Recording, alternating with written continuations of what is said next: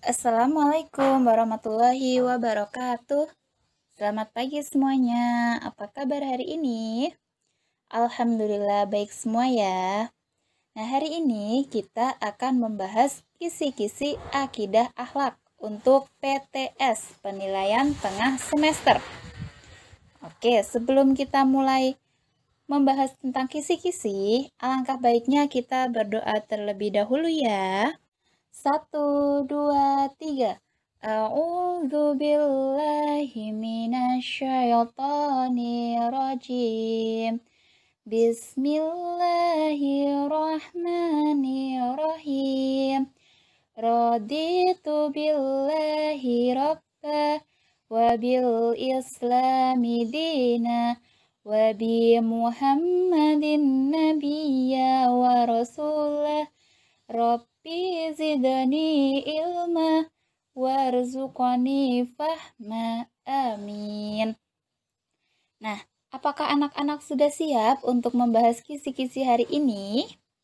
Oke, sekarang coba dibuka buku akidah akhlaknya dan disiapkan alat tulisnya agar nanti kalau misalnya anak-anak ada yang tidak tahu, segera dicatat ya.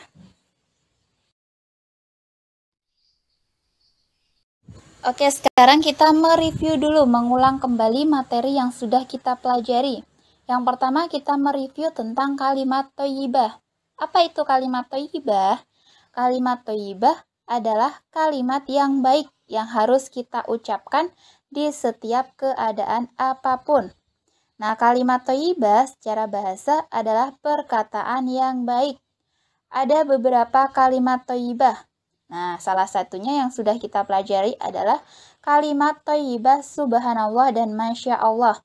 Yang pertama, kalimat subhanallah. Nah, diucapkan ketika kita melihat kejadian yang tidak disangka atau kejadian yang tidak menyenangkan. Nah, subhanallah sendiri mempunyai arti maha suci Allah.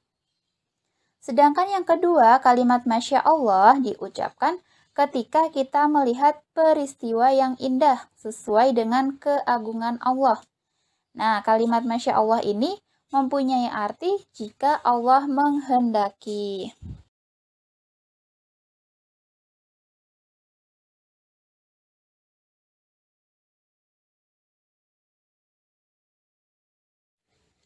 Nah, selanjutnya ada penggunaan kalimat thayyibah. Kalimat thayyibah subhanallah digunakan ketika berzikir setelah sholat fardu. Selain itu, melihat teman yang mencontrek. Selanjutnya, ketika kita melihat kejadian yang tidak disangka. Nah, selain kalimat subhanallah, ada kalimat masya Allah. Digunakan ketika kita melihat atau menyaksikan keindahan alam ciptaan Allah. Selain itu, digunakan ketika kita melihat kejadian yang menakjubkan dan mengagumkan. Selanjutnya ada keutamaan mengucapkan kalimat thayyibah.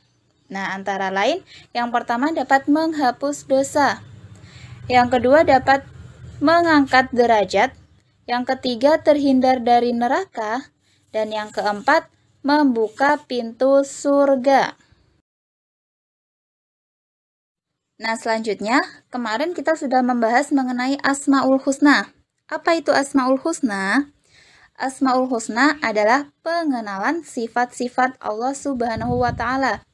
Nah, Allah mengenalkan dirinya melalui asma atau nama-namanya. Asmaul Husna itu berasal dari al-asma, artinya nama-nama. Dan al-husna, artinya baik. Nah, jadi Asmaul Husna adalah nama-nama milik Allah yang baik lagi indah. Asmaul Husna ini terdiri dari 99, tetapi yang kita pelajari baru 4. Yang pertama adalah Al-Azim, yaitu artinya Allah itu Maha Agung. Nah, keagungan itu bersifat mutlak. Kemudian yang kedua ada Al-Kabir. Nah, artinya Allah Maha Besar. Contohnya, Allah menciptakan matahari yang bermanfaat. Kemudian, Allah juga menciptakan laut dan gunung-gunung. Yang ketiga ada Al-Karim. Al-Karim artinya Allah Maha Mulia. Contohnya, Allah selalu memaafkan hambanya. Yang keempat, ada Al-Malik. Nah, Al-Malik ini artinya Allah Maha Merajai. Nah, nama-nama Allah Al-Malik ini mencakup seluruh sifat keagungan, kekuasaan, dan keluasan yang dimiliki oleh Allah Subhanahu wa Ta'ala.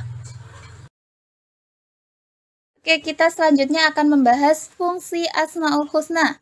Yang pertama ada sebagai media zikir. Nah, jadi Asmaul Husna itu sebagai media zikir.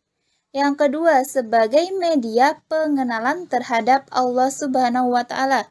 Jadi kita dapat mengenal Allah melalui Asmaul Husna atau nama-nama Allah. Yang ketiga sebagai penenang hati. Nah, jika anak-anak sedang marah, sedang sedih, sedang bimbang, itu dapat membaca Asmaul Husna agar hatinya tenang. Yang keempat sebagai pendorong rasa cinta kepada Allah. Yang kelima sebagai pembuka doa yang relevan dengan isi doa. Nah, sebelum kita berdoa, alangkah baiknya kita membaca Asmaul Husna terlebih dahulu. Nah, bisa dihafalkan 99 Asmaul Husna. Itu lebih baik. Kemudian pembelajaran selanjutnya kita sudah mempelajari mengenai malaikat-malaikat Allah. Nah, ada yang masih ingat iman kepada malaikat Allah itu rukun iman yang keberapa? Ya, rukun iman kepada Allah merupakan rukun iman yang kedua. Nah, nama-nama malaikat Allah yang wajib kita ketahui ada 10. Masih ingat? Kemarin Ustazah sudah meminta anak-anak untuk menghafalkan nama-nama malaikat Allah beserta tugasnya. Apa anak-anak masih ingat? Oke, yang pertama ada Jibril, malaikat Jibril, bertugas menyampaikan wahyu. Kemudian ada malaikat Mikail, bertugas untuk membagi rezeki. Kemudian ada malaikat Israfil, bertugas untuk meniup trompet atau sangkakala. Yang keempat ada malaikat Israel. Nah, ini sering anak-anak ketukar ini, Israfil dan Israel. Nah, Israel bertugas untuk mencabut nyawa. Selanjutnya ada malaikat Munkar, bertugas sebagai penanya manusia di alam kubur tentang perbuatannya di dunia. Kemudian ada malaikat Nakir. Nah, bertugas sebagai penanya manusia di alam kubur tentang amal perbuatannya di dunia. Nah, jadi sama ya. Kemudian yang ketujuh ada Rokib, malaikat Rokib, yaitu bertugas untuk mencatat amal baik kalian. Nah, jadi ketika kalian mengerjakan amal baik, jangan khawatir karena malaikat Rokib senantiasa mencatat. Nah, sebaliknya ada malaikat Atid, bertugas untuk mencatat amal buruk. Nah, jadi anak-anak di sini yang sering membantah kepada orang tua, yang sering berbohong, itu akan dicatat oleh malaikat Atid. Selanjutnya ada malaikat Malik. Nah, malaikat Malik ini bertugas untuk menjaga pintu neraka. Selanjutnya ada malaikat Ridwan. Nah, malaikat Ridwan ini bertugas untuk menjaga pintu surga. Nah, siapa yang mau masuk surga? Ya, jadi kita harus melakukan kebaikan. Jangan lupa sholatnya, jangan lupa ngajinya, agar kita masuk ke dalam surga. Nah, sekarang kita akan membahas kisi-kisi PTS Akidah Akhlak. Soal yang pertama, kalimat thayyibah adalah kalimat yang kalimat thayyibah adalah kalimat yang baik. Nah, silahkan anak-anak bisa mencatat soalnya ya, atau kalau misalnya yang sudah di-print bisa menjawab soal tersebut. Yang nomor 2, jelaskan apa yang kamu ketahui tentang kalimat thayyibah. Nah, tadi Ustazah sudah jelaskan di awal. Kalimat thayyibah adalah kalimat yang baik untuk diucapkan. Antara lain, Subhanallah, yang artinya Maha Suci Allah. Dan Masya Allah yang artinya jika Allah menghendaki. Nah, bisa ditulis ya. Nomor 3, keutamaan dari mengucapkan kalimat thayyibah dapat titik-titik dosa. Dapat apa anak-anak? Ya, dapat menghapus dosa. Nomor 4, Allah mengenalkan diri melalui titik-titik. Nah, tadi juga sudah Ustazah bahas ya. Melalui Asmaul Husna. Yang kelima, orang yang hafal Asmaul Husna akan dijamin oleh Allah masuk ke dalam titik-titik. Masuk ke dalam mana anak-anak? Iya, masuk ke dalam syurga. Yang keenam, tulislah Asmaul Husna yang kamu ketahui beserta artinya. Yang pertama ada Al-Azim, yaitu artinya Allah Maha Agung. Yang kedua ada Al-Karim, artinya Allah Maha Mulia. Yang ketiga ada Al-Kabir, artinya Allah Maha Besar. Dan yang keempat ada Al-Malik, artinya Allah Maha Merajai. Nomor 7, sebagai media zikir merupakan titik-titik Asmaul Husna. Merupakan fungsi Asmaul Husna.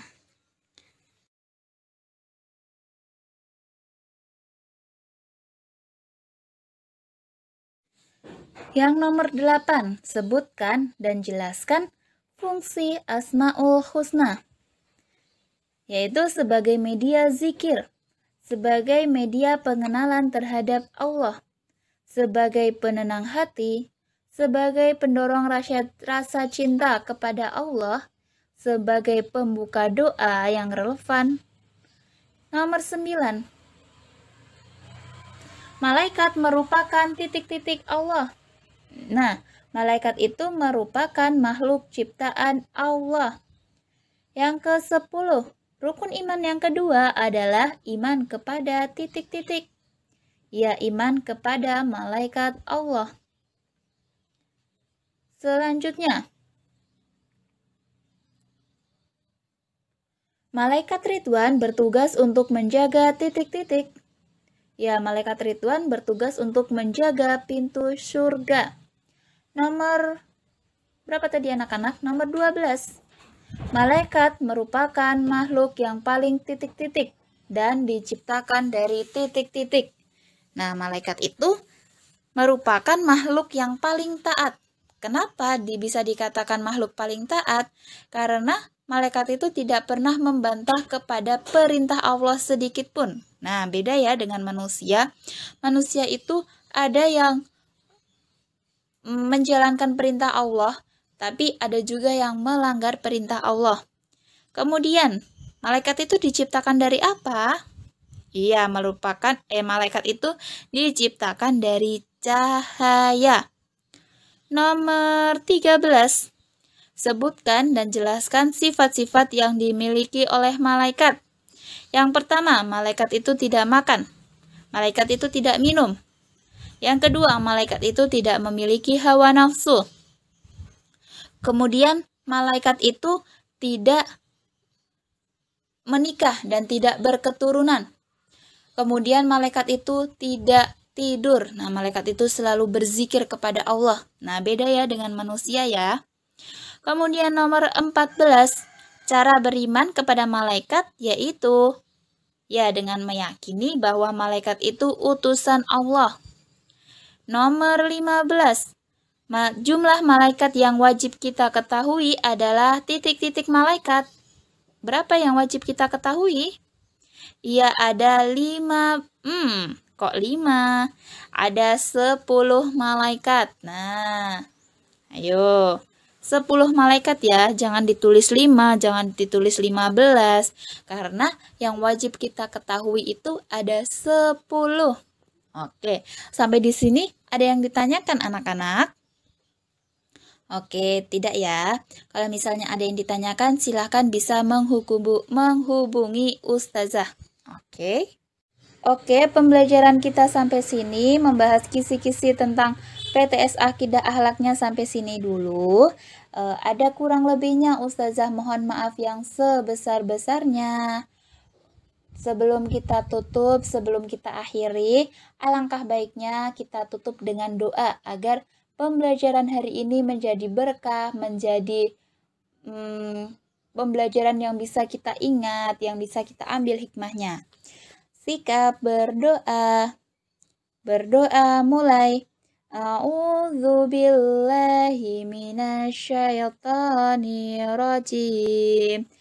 Bismillahirrahmanirrahim.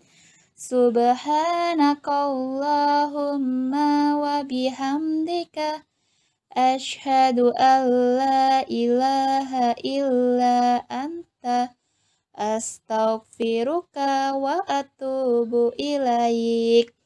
Walhamdulillahi rabbil alamin. Amin. Oke, pembelajaran kita sampai di sini saja. Ustazah akhiri. Bila Ustazah ada salah, Ustazah mohon maaf yang sebesar-besarnya. Ustazah tutup. Wassalamualaikum warahmatullahi wabarakatuh.